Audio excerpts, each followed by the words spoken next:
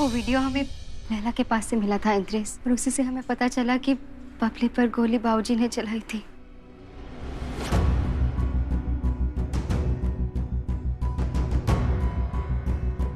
विश्वास तो हमें भी नहीं हुआ था, पर यही सच्चाई है। जाने अनजाने में, पर ये पाप तुमरे बाबूजी से ही हुआ है। स्वाति, एक बात बताओ, घटना स्थल तक बाबूजी पहुंचे कैसे? मतलब उनसे पहले तो हम पहुंचे थे। हमें नहीं पता वो कब पहुंचे थे इंद्रेश, पर वो वीडियो झूठा नहीं है। और ये वीडियो पुलिस तक कैसे पहुंचा? हम आ रहे थे तुम्हारे पास वो वीडियो दिखाने के लिए, पर रास्ते में देवेश और बाबूजी हमारे पीछा करने लगे, तो हम तुरंत घर आ गए माँ जी को वीडियो दिखाने के लिए।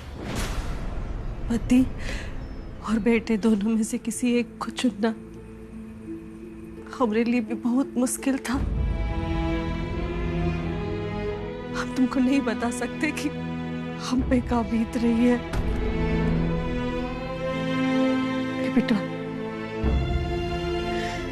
हमको माफ कर दे, हमारे पास में कोई रास्ता नहीं था।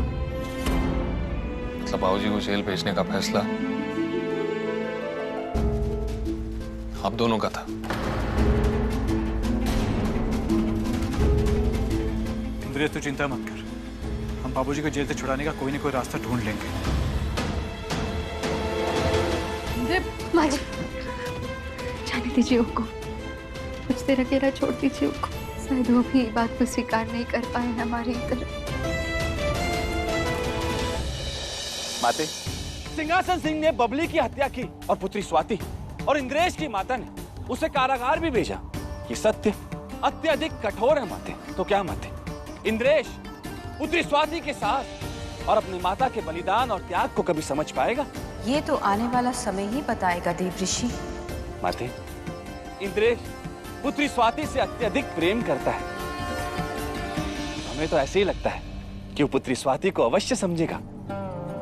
और माते, पुत्री स्वाति को पाने के लिए इंद्रेश ने भी अत्यधिक तप और त्याग किए हैं। माते, प्रतीत होता है कि पुत्री स्वाति और इंद्रेश के एक होने का समय आ गया है।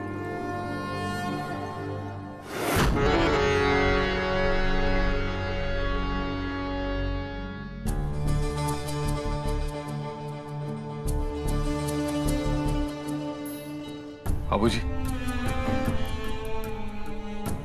इंद्रेश,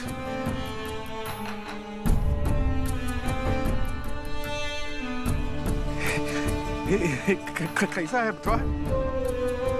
तू सोच नहीं सकता, तुझे बाहर देखकर हमको कितनी खुशी हो रही बेटा। और आप नहीं समझ सकते, आपको सलाह को पीछे देखकर हमें कितना दुख हो रहा है।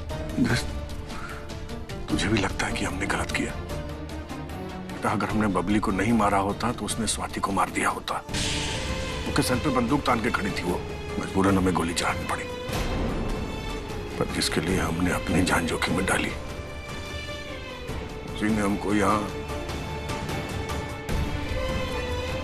तुझे विश्वास नहीं होगा लेकिन हमने स्वाति के बहुत हाथ पैर जोड़े, बहुत कहा कि पुलिस को सबूत न दे, लेकिन उसने तुम्हारी अम्मा के साथ मिलकर हमको घर से बाहर निकाल दिया ताकि औरतें घर पे राज कर सके। लेकिन बाबूजी, अगर आप स्वाति को बचाने के लिए गोली चलाए थे तो कुछ जेल काहे जाने गए? बेटा, हम बहुत डर गए थे, हमको समझ में नहीं आ रहा था क्या करें। हम चाहते थे कि देवेश्वर जेल जाए, उसने जो स्वाति के साथ किया उसकी सजा उसको मिले, लेकिन उसको समझ पाता इससे पहले सारी चीजें उल्टी पलटी हो गई। इतने सालों में जो नाम, जो इज्जत तुम्हारे बाप ने कमाई थी, वो एक पल में मिट्टी में मिल गई। बेटा, पहली बार सिंहासन सिंह को इतना बुरा दिन देखना पड़ रहा है कि उसको जेल की हवा खानी पड़ रही है। हमारे अपनों ने मिलकर हमारे साथ धोखा किया और हम यहाँ, हम जाने अब अदालत हमको क्या सजा देगी, उम्र कैद देगी, फांसी देगी। हम नहीं होने देंगे बाबूजी, हम है ना, हम कुछ गलत नहीं होने देंगे। नारायण नारायण। बातें, दुष्ट सिंहासन सिंह ने इंद्रेश को पूर्ण रूप से अपने प्रभाव में कर लिया। देवऋषि, मनुष्य का जन्म भय के साथ होता है, कई बार मनुष्य अपने भय को छुपाने के लिए झूठ बोलता है और संबंधों को अपने अनुसार चलाने का प्रयास करता है। यहाँ भी ऐसा ही हो रहा है। सिंहासन सिंह अपने पुत्र को किसी भी स्थिति में अपनी ओर करना चाहता है। अर्थात माते, अब एक ही घर में आपसी विश्वास और परस्पर संबंधों का मतभेद होगा माते। देवी संतोषी इसी क्षण देव स्तंभ में उपस्थित हो।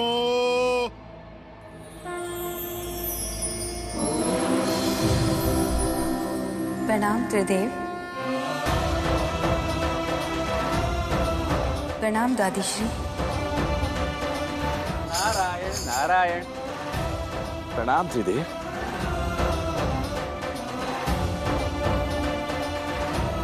प्रणाम माते। देवी संतोषी, हमारे और नारायण द्वारा ली गई प्रतियोगिता में आप सफल हुई हैं। मनुष्य धर्म और देव धर्म इन दोनों का गंभीरता से पालन किया है आपने। अब आपकी परीक्षा स्वयं महादेव लेंगे।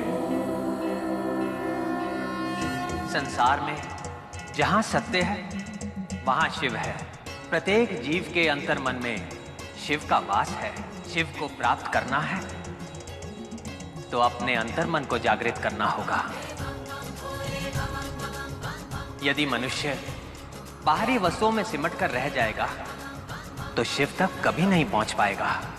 इसीलिए विचारों से, सोच से, क्रोध से, संबंधों से सबसे आगे बढ़ना होगा, क्योंकि शिव तो मात्र ध्यान में है। आप समझ रही हैं ना देवी संतोषी, हम क्या कहना चाहते हैं?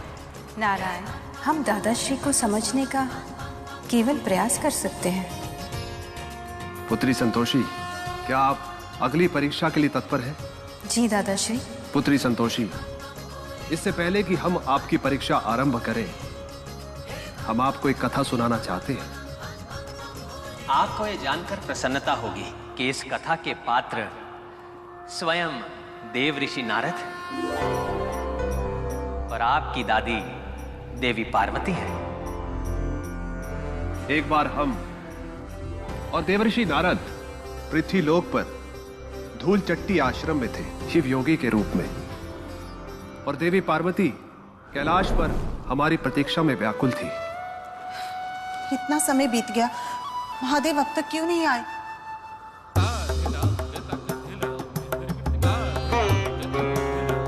प्रणाम माते। क्या हुआ माते, आप इतनी चिंतित क्यों? नंदी, तुम्हें ज्ञात है महादेव कब आएंगे? नहीं माते। कैसे द्वारपाल हो तुम? तुम्हें कुछ भी ज्ञात नहीं? महादेव कहाँ हैं आप? माते, कृपया कर अपने दिव्य दृष्टि से देखिए कि महादेव कहाँ हैं। हर हर महादेव, हर हर महादेव, हर हर महादेव। कौन है आप दोनों और कैलाश किस प्रयोजन से आए हैं? महान शिव भक्त हैं, शिव योगी है, जिनके स्मरण मात्र से समस्त कष्ट दूर हो जाते हैं। हमारा ये प्रश्न नहीं था, आप दोनों क्यों आए हैं?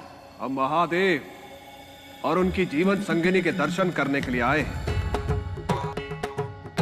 किंतु आप कौन हैं जो इस प्रकार प्रश्न कर रही हैं? हम ही महादेव की अर्धांगिनी पार्वती हैं। जी हाँ, यही है माँ पार्वती। ये संभव नहीं। हम सत्य कह रहे हैं। कदापि नहीं। देवी पार्वती शक्ति स्वरूप है, महातेजस्विनी है, किंतु आप में तो हमें कोई तेज नहीं दिख रहा। आपका इतना साहस कि आप हमें झूठा सिद्ध कर रहे हैं। आप इसी क्षण कैलाश से प्रस्थान कर जाइए, अन्यथा उचित नहीं होगा। अब तो ये सिद्ध हो गया कि आप देवी पार्वती नहीं है, क्योंकि देवी पार्वती क्रोधित हो ही नहीं सकती। आप जो भी हैं, इतना स्मरण रखिए, हम महादेव के दर्शन के बिना यहां से नहीं जाने वाले। गुरुदेव, स्त्री का क्रोध बढ़ रहा है, कहीं क्रोधवश रोष में आके हमें श्राप ना दे दे। एक साधारण स्त्री हमें श्राप देगी? असंभव। हम पुनः आपसे कह रहे हैं कि आप यहाँ से प्रस्थान कर जाइए, अन्यथा हम आपको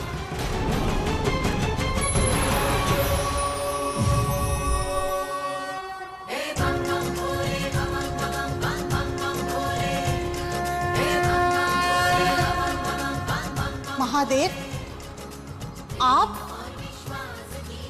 ये आपकी लीला थी?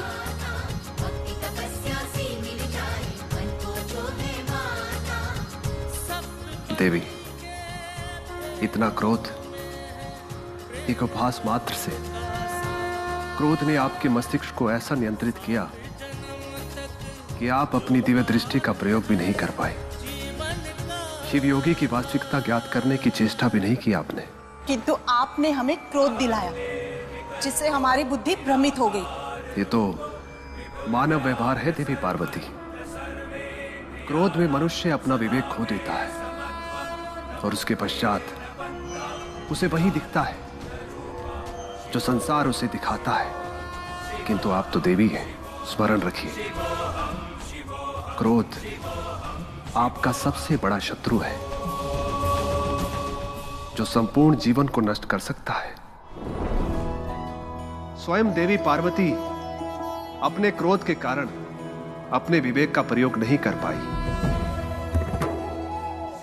तो मनुष्य का तो ये मूल भाव है, उस पर विजय प्राप्त करना कठिन है। यदि स्वाति क्रोध को पार कर सत्य को देख पाएगी, तभी तो मानव से दिव्यत्व की ओर अग्रसर हो पाएगी। वहीं एक भक्त और उसके आराध्य का अटूट संबंध भी संसार के समक्ष प्रस्तुत होगा। आपकी अगली परीक्षा का आधार यही होगा कि आप और आपकी भक्त दोनों को यह परीक्षा उत्तीर्ण करनी होगी। जैसे आपकी आज्ञा त्रिदेव, हम परीक्षा के लिए तत्पर हैं।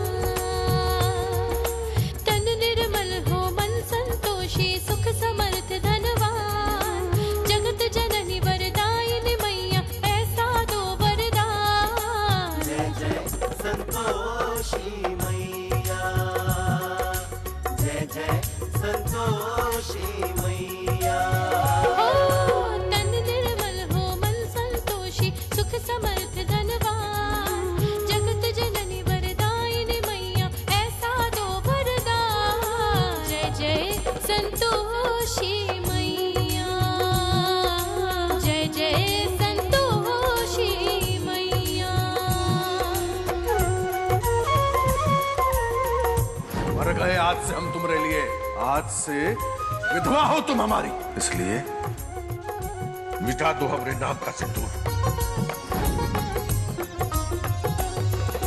शुक्रवार को व्रत पूजन कर जो भी माँ को जाते, गुड़ और चने चढ़ाते हैं। पांचन को संतान मिले, सब रोग मुक्त हो जाते, मन वांछित फल पाते हैं। जीवन के हर कष्ट का मैया पल में करे निदान, सुखी रहे इंसान सभी, सब सुखी रहे इंसान। जय जय संतोषी मैया, जय जय संतोषी मैया।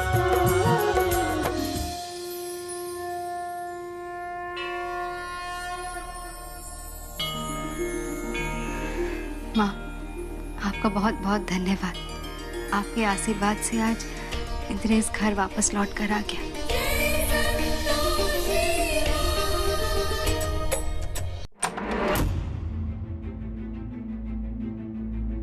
अरे इंद्रेश भैया आ गए।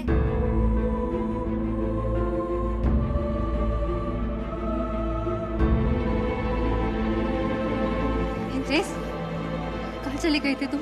हमने तुम्हें फोन पे किया, तुमने फोन भी नहीं उठाया। बाबूजी से मिलने गए थे? हाँ, बाबूजी से मिलने गए थे। यकीन नहीं हो रहा हमको, तुम्हारे कारण जेल में हो। बर्बाद कर दिया तुमने। ये क्या बोल रहे हो? तुमने बाबूजी को जेल भेज के हमको कोई खुशी नहीं हो रही है। अरे हमसे पूछ, हमारा कलेजा कैसे फटा जा रहा है। इंद्रेश, हमारी बात तो सुनो। इंद्रेश,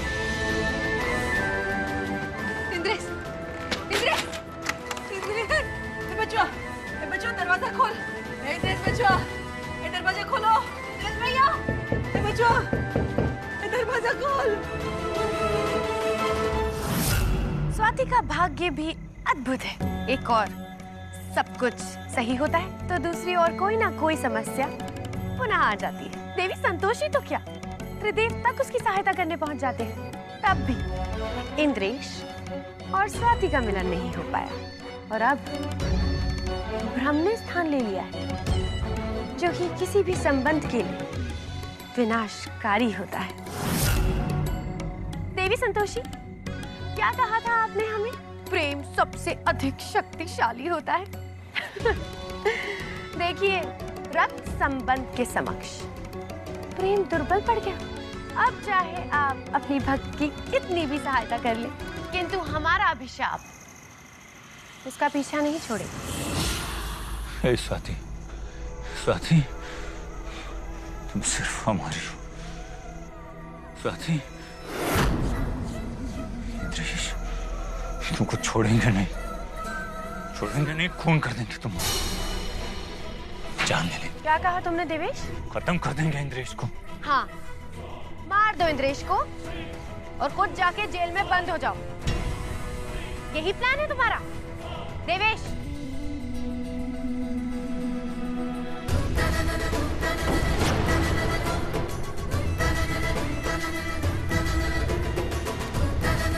होश में आओ, अपनी आंखें खोलो और देखो कितना बड़ा मौका तुम्हारी आंखों के सामने है।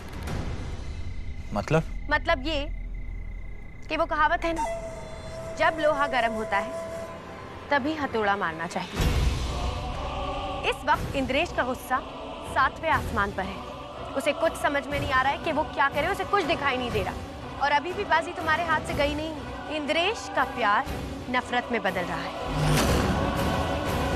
उसे कुछ दिखाई नहीं दे रहा है, उसे वही दिखेगा जो तुम दिखाना चाहोगे।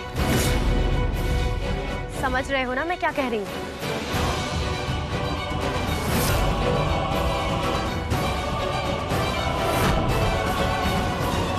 क्यों किया स्वाति तुमने ऐसा? क्यों? ब्रह्मा, तुमने भी एक बार भी नहीं सोचा, एक बार भी ख्याल नहीं आया तुमको बाबूजी का कि वो कैसे रहेंगे जेल में? इंद्रेश, दरवाजा खोलो और कुछ खा लो प्लीज। तुम जब से आए हो तुमने कुछ नहीं खाया है।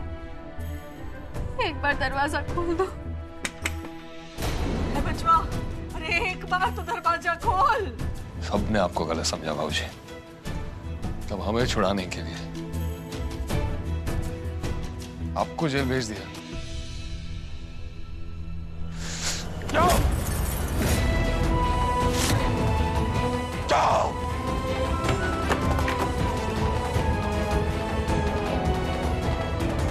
क्यों?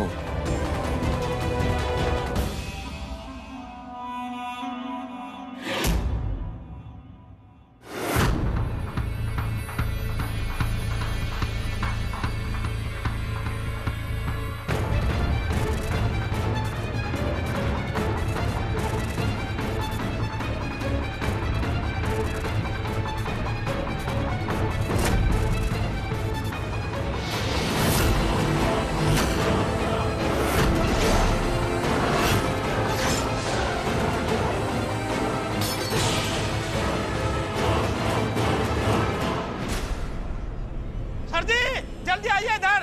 देखिए सिंहासन सिंह जी ने आत्महत्या करने की कोशिश की है। जल्दी आइए। अपना खून हम बेकार नहीं जाने देंगे। बल्कि वो पुजारन को खून के आंसू रुलाएंगे। स्वाति को इंद्रेश से अलग होना ही होगा। वहीं कुंती देवी, हमरे खिलाफ जाने की जो तुमने आफत मोल ली है, वो कि तुम्हें बहुत बड़ी कीमत चुकानी पड़ेगी, बहुत बड़ी।